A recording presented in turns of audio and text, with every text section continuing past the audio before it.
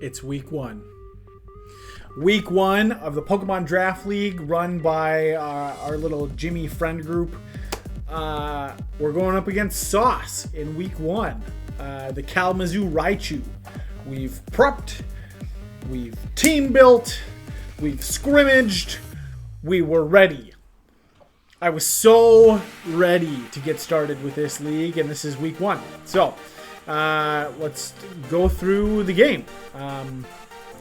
So, our team this week, Goodra, Crocodile, Tornadus, Therian, Rotom Heat, Gallade, and Jolteon. It's here on the screen. If you don't know what we're running, watch the team building. And it'll tell you all of the thought process about why we brought what we did. His team is scary. Toxapex, we planned for. Heracross, we planned for. Necrozma, we planned for. Aegislash, a little bit of planning. It was in like our first early scrim teams, and then I kind of figured, maybe this isn't something that he's going to bring because I have a Rotom Heat that just annihilates it.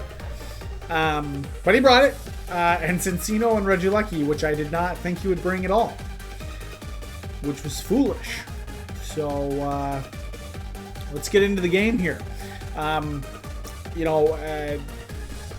Playing this on Sunday night, week one, like I said, let's just get into it. So I look at his team, I think it's super scary, but I know I'm faster than a lot of things, so we bring out Tornadus Therian.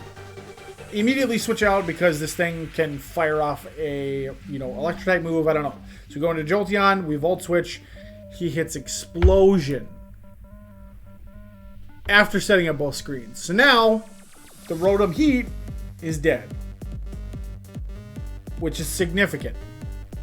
Rest in peace, little buddy. You were a good Pokemon. So now, it's immediately 5-5. He's got screens up. We later find out that this Regieleki had Light Clay. So those screens are going to be around for quite a few turns. So I'm kind of on the back foot. I need to figure out, okay, what am I going to switch into? What am I going to do here?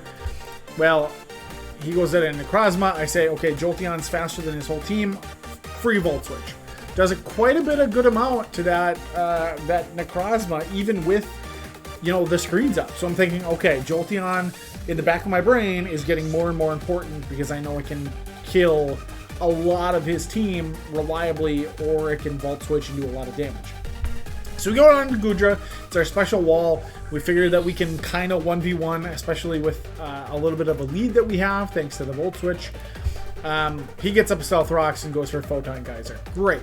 Not a big deal. Does about 30%. Goodra's ready to tank this. We're doing okay. So I go for Dragon Pulse. I want to see what his investment is, what I am going to do as far as damage goes. It does a decent amount. Not, this is a losing battle unless I get a status option. So after healing up with, our lefties and him missing a Heat Wave, which I don't know what he was planning on going, me going out into. Heat Wave doesn't really do anything against my team at all. So I'm thinking, okay, that was weird. He missed, which, praise RNGesus. Thank you, Lord Arceus. So, we get a free Sludge Bomb off. Trying to fish for that poison. I win this 1v1 if he's statused. Not sure if he can Moonlight and beat me, but I have a switch in then when he goes for those healing attacks. We go for the 30% poison. We don't get it. That's fine. And then he switches out into Toxapex, which eats that Sludge Bomb like it was its muddy, gross, toxic, poisonous breakfast. So I'm thinking, okay, well, this is really a stalemate in the long game. Goodra can take a lot of hits. And I'm thinking, I can kind of stay with this thing as long as I don't get burned. If I get statused, then we're in trouble, and I don't really have something that could reliably do damage and also get a status effect on the Toxapex. But I'm thinking, okay, Reflect and Light Screen are up for just a couple more turns. Let me stay in and see if I can't burn those screens out. So I go for Dragon Pulse. It does negligible damage. He starts getting up Toxic Spites. Not a big deal because I've got a free switch in with Torn T to defog him away. So I stay in. Screens go down, switch out, Tornadus comes in, eats that Scald, no problem, and now we get a defog off, which is great. Super easy, super free, and he goes into Cincino on the switch. So now is a pivotal point in the game. I'm looking at this thing like, okay, it's gonna go for Rock Blast on my Tornadus, so that's why we switched out into Crocodile. He misses the Rock Blast, which is huge, because this thing is fast, and it's not slow, or my Crocodile is not fast enough to outspeed it, so I have to live a hit. So him missing that Rock Blast was gigantic, and I'm thinking, okay, I can either go for Brick Break and destroy this thing's dreams, get a Moxie boost and be ready to go and really do a lot of damage to the rest of his team, which I should be faster than. Because I haven't seen a Scarf yet. I haven't seen, something that was going to be like, oh my god, I'm terrified of this because it can outspeed my team. So I can go for Brick Break. I can evaporate this Cincino. But I thought to myself, that's probably a play that he's going to expect me to do. Either close combat or a Brick Break or something like that. So I'm thinking he's going to switch to Edge Slash. Because Ghost type, Fighting type don't mesh. And it'd be a free switch in for him. So I'm thinking, okay, I'm a Crocodile. I'm fast, I hit hard, I've got Life Orb. Maybe Crunch will be enough to kill this thing.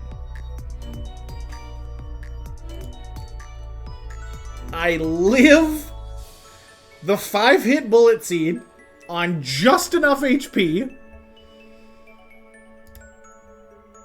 to hit the Crunch, and it lives on 8%.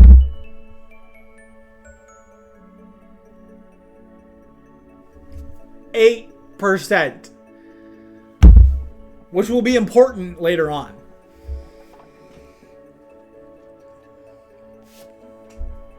Brick Break would have destroyed this thing. He stayed in, fired off his Grass type move. It did a lot of damage. Not enough, but a lot. And I'm thinking, okay, I need Crocodile for later. What can I do?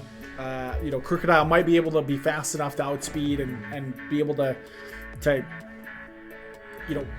fire off one more attack. And then I'm thinking, okay, well, he's not going to go for Rock Blast because it has a chance to miss. He's not going to go for, Tail Slap, I didn't think. I thought, he's just going to click Bullet Seed again. So we switch into Goodra, trying to get the Sap Sipper bonus and get a free switch in. He hits the Tail Slap. Gets 4-5 hits. I get the leftovers back. So I'm like, I can't take another hit. I got to sack the Crocodile now because Goodra is too important to wall some of his other special threats later. So we sack Crocodile.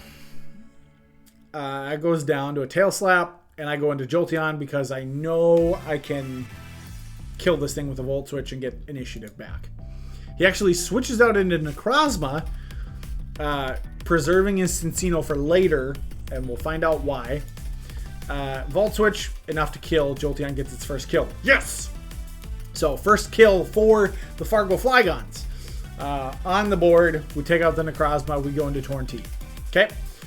He sends out Toxapex. I know that this is a winning fight for me. I can stall and stay with this thing. Maybe we get Confusion hacks, and we might be even... we might even be able to kill with the Hurricane. So I'm just going to fire off Hurricanes. He's going to go stab. And we kind of go back and forth like this for a couple turns. I missed there, which is unfortunate. He recovers up. It's a back and forth struggle. I'm like, okay, if I get Confusion once, maybe he doesn't get that recover off. And then I kill with another Hurricane. We go back and forth and miss. And I eventually get to a point where I'm like, well, okay, I'm kind of losing this 1v1 here. And I need to keep Tornadus healthy in case he sets up spikes or rocks again somehow. So I need to switch out, and I need to preserve my defogger for later in the game. So I U-turn out just to get a little bit more chip damage. It's got Rocky Helmet, which up until then I had no idea what its item was. So that was a good little piece of information here. We go into Glade because I know a Psycho Cut is going to do a lot to him. So he recovers up. We go for a Psycho Cut, and it does 49% damage. So I'm like, okay, we can keep doing this. I get a low roll on the second hit. There was a chance to kill here. So close. So close. He recovers back up. You know, I'm trying to fish for crits or, you know, high rolls and low rolls, and we go back and forth, and it's just not doing enough damage. So I go in thinking, okay, Tornadus can switch in, fire off a Hurricane again, and then U-turn out. We can get the Regenerator bonus, and we can, you know, maybe get that confusion again. He switches to Aegislash. Now, I have prepped for this and given Tornadus Heat Wave, which is important. I am max special attack. Look at the team builder board. Look at it. You'll see what my specs are and see what my stats are. This Heat Wave, huge damage. Huge damage. He goes for Substitute. I'm like, okay, well, I know Heat Wave has a chance to miss, which is a little scary, but it also has a chance to 100% break that sub. So I can't let this thing, you know, sub up and start swords dancing and set up on me. I can't. So I go for another Heat Wave. He's got leftovers, so he's a little bit bulkier. Goes for the King Shield to try and get a little bit more back. Heat Wave again, gets blocked. We go for it again. Breaks the sub. Shadow Ball absolutely crits and just absolutely destroys me. Now, I don't know. I don't think I would have lived that because I'm guessing he is max special attack, and I'm probably just dead there anyway. But he did get a crit, so that's fine though because he's at 40% and I can switch into Glade. And this is where I think the only misplay that I had, the only true misplay I had for the whole game was, and this was probably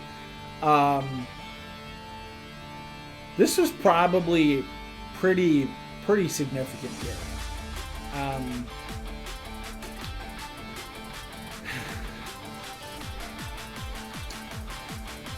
Instead of going into Jolteon and using a move that doesn't get a status debuff from hitting a King Shield, which he goes for, spoiler. Stance change, goes for King Shield. I go for knockoff here. Thinking, well, okay, I'm specially bulky, he's specially offensive. Maybe I live a hit if he tries to attack me and I can kill him. Well, the King Shield goes off and my knockoff hits it. I get a attack drop. I go for a knockoff again because I'm like, well, shit. Now I have to kill this thing or it's going to sub up on me again. Knockoff has a small chance to still kill at this percent. With some defensive investment, this Aegislash lives. And he's got the defensive investment. Lives on 11%.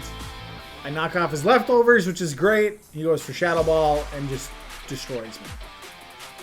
Then we go into Jolteon, and by this time I'm like, okay, shoot. He's got 4 Mons left.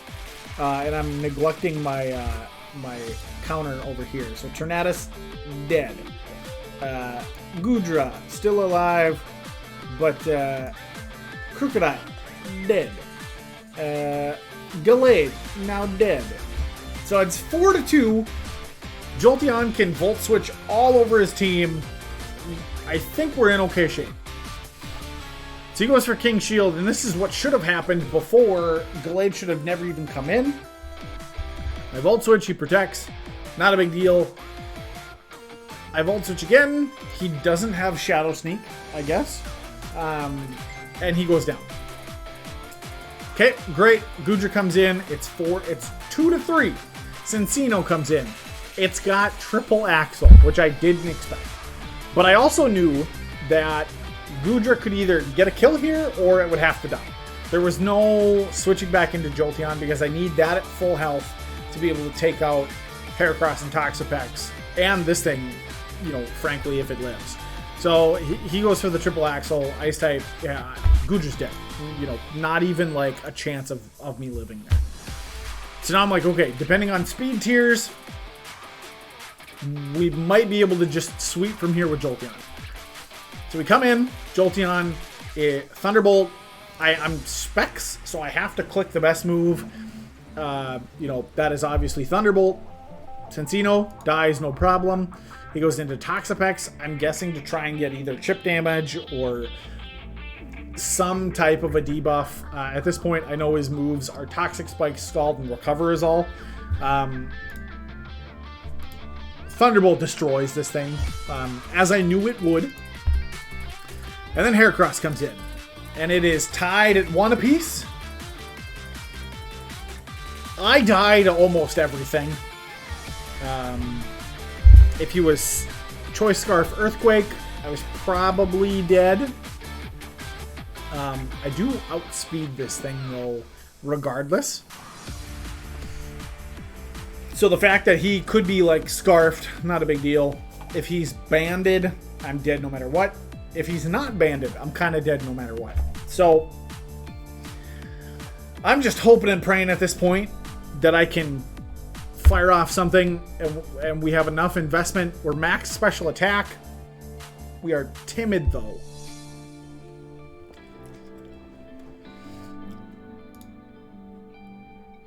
And he lives on 27. I never found out what this guy's item was. It's probably something like Assault Vest. Being able to take that hit as well as it did. It's not, you know, super effective or anything. And I'm not modest. And we do 73%.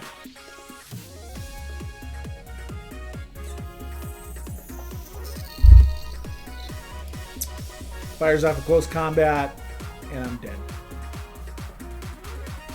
And he wins.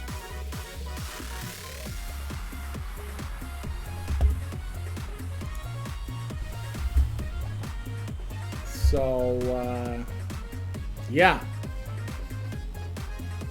Tough there. Tough loss there.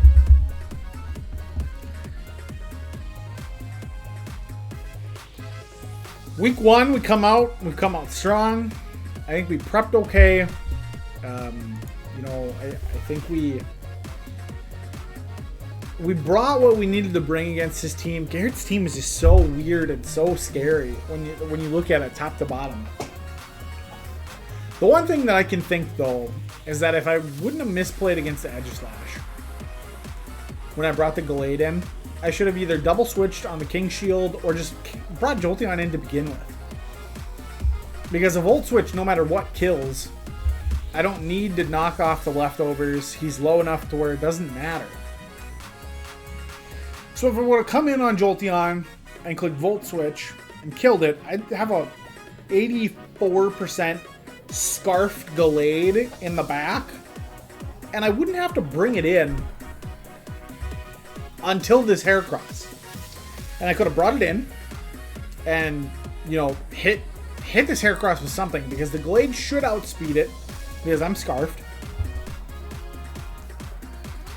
Even if I wouldn't have killed it, I could have done enough damage to where the Jolteon Thunderbolt would have. So we actually win this game more than likely if I don't misplay against Aegislash. So, you know, hindsight's 2020. When I was in the game, I didn't assess that correctly. And clicking knockoff against the most obvious King Shield in my life was pretty stupid. And I as soon as I clicked the button, I knew, oh no. So yeah. It's a very close game. Garrett played really, really well. Brought some things that I wasn't necessarily prepared for as well as I should have. So there's nowhere to go but up. But it is a tough way to start the season. Going 0-1 with a long season ahead of us. So it's not like we're in a hole that we can't dig ourselves out of. But we are in a place where we gotta bring it in week 2, and our week 2 opponent is DJ, probably the best player in the league and the best team in the league. So he did something like 5-0 Dylan this week. So week 2 is going to be tough, and I would really like to not start the season 0-2. Silver linings from this week: Jolteon is, I think, at the top of the kill board, going 4-1 this week. Really validating my draft pick there. Jolteon was like man, did I really pick the right Pokemon here? Its moveset is pretty narrow. I think I proved today that it's absolutely something that my opponents are going to have to prep for, because it's fast and it hits like a truck. So some other silver linings: I feel like the investments that I put in across the board on my Pokemon were pretty good. And I feel like, the prep that we did and kind of switching up the lineup and not bringing Slowbro or Tangrowth, might have mattered. But I don't think so. I think we picked the right lineup for this week. And like I said, if I play better, maybe we win this game.